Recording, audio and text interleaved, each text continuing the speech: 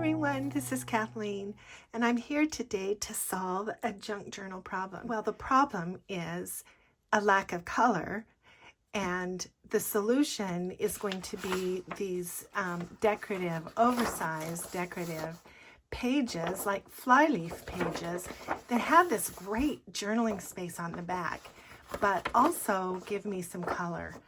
And these are often hard to use because of the directional issue. For instance, let me show you. I have several pages here. These are flyleaf pages from books, from oversized books that I have harvested, and they're plain on the back. Sometimes they're plain on the front, but sometimes they're printed. And I love these pages to use in my journals. They bring color and they're fabulous. These are fine because the direction is, immaterial. It can be folded this way and it could be folded this way and it wouldn't matter.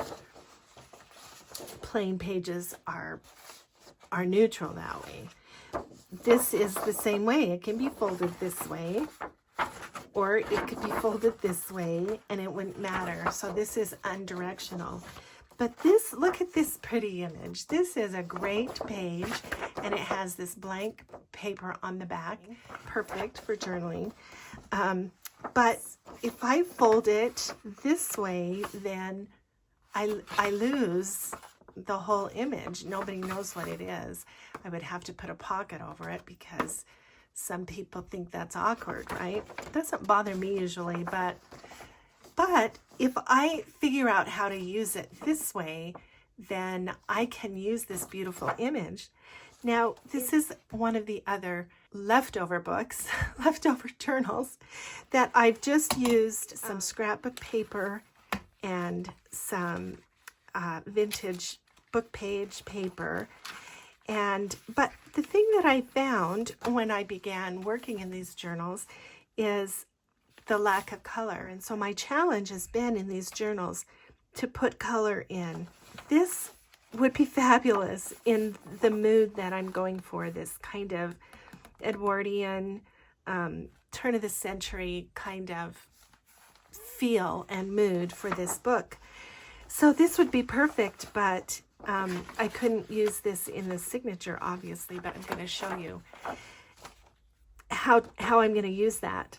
And at issue, the other problem, this is my problem, I have all of these pages that I need for journaling space. So I have 4 pages in a row that are neutral. This is pretty neutral as well.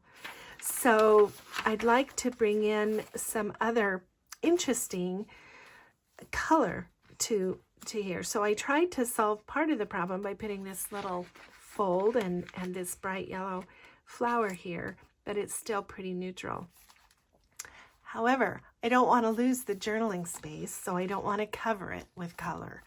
So what I'm going to do is a fancy fold. I'm just going to take this page and I'm going to turn it over and fold it lengthwise. So I want to decide how far I can go. So I'm not going to fold it strictly in half. I'm going to leave this little space over here because I really like this ragged edge. So I'm going to fold this right there. And now that I really like that, and I'm going to now fold it over. This is going to be an over the page fancy fold, just like so many of the other ones. I'm going to fold it right in the middle of those dormer windows, and I'm going to fold it just right there. And now I can fold it on that score and press it. Now I'm going to round the corners because that's just what I like to do. Obviously, you don't have to do that. Okay, so now I have my basic fold, and that was really easy. And now that just puts a real pop of color on this page. But it doesn't detract or make any difference to the page itself. I can just remove it and then journal here and here. And then I have this whole page of journaling here that I can use. There's a number of things now I can do to this to make it fancier, right? I could put some embossing here. What's concerning me is this page, because now this is upside down, right? There's, like I say, there's a number of things that you can do. Let me move. Oh, and by the way, this is also useful for directional scrapbook pages too. And it doesn't even matter that they're wide on the back, because that's great journaling space.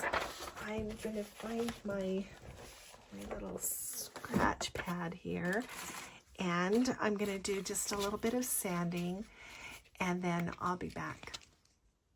I have now this image to go here on this side of the page. I have sanded so that, I mean, I have left the main image so that one can see that easily, and then I have frosted here with the sanding on the outside. But on this top part that's going to now be upside down on the other part of the page, I need to do something here. So I have this it's just a very neutral flower die cut on this side, and I'm going to put that there. And so, and you can see it's just recycled from something else. But let's put that on this side, and we'll just kind of overlap that a little bit. And then I'm going to take the page and just open it up entirely. Now you can see that I have strengthened this seam down the middle with the kind of do-it-yourself decorative tape that I showed you how to do a couple videos ago. And if you haven't seen that, I'll put a link to that down below. But when I sand edges of folds, sometimes that weakens it, and I don't want it to rip later. So I could use any kind of washi tape, but I like this because it's just kind of neutral. And so this is just Scotch tape and easy to do. So I'll refer you to that other video if you want to find out how to do that. But now I'm going to put this other little butterfly up here just as a little bit of decoration for the journaling part of this paper. I think it looks great. So now this folds over and that folds over, and it just goes over the page like this and leaves this bottom page completely unaffected. And then we need just a little clip, one of those little tiny Tim Holtz paper clips, and I'll just slide that on the top. And so there's that part and this part now. And now with that little flower down here in the corner, I think that's perfect. It's still a little neutral, it's still a little white, but I think that solves the problem. So now that we've done that, let me show you what else I can suggest for this idea. So for this is the third leftover journal, this little Bunny Brown and his sister Sue, and I like this one as well, and we're kind of decorating in this one at the same time. So I have this spread, and this has a little more color in it, so I'm not that worried about the color. But what I wanted to do was put something here in in the center of the two signatures. In addition to these directional pages, flyleaf pages that come out of books, some of us have in our stash a little pile of tissue or vintage wrapping paper.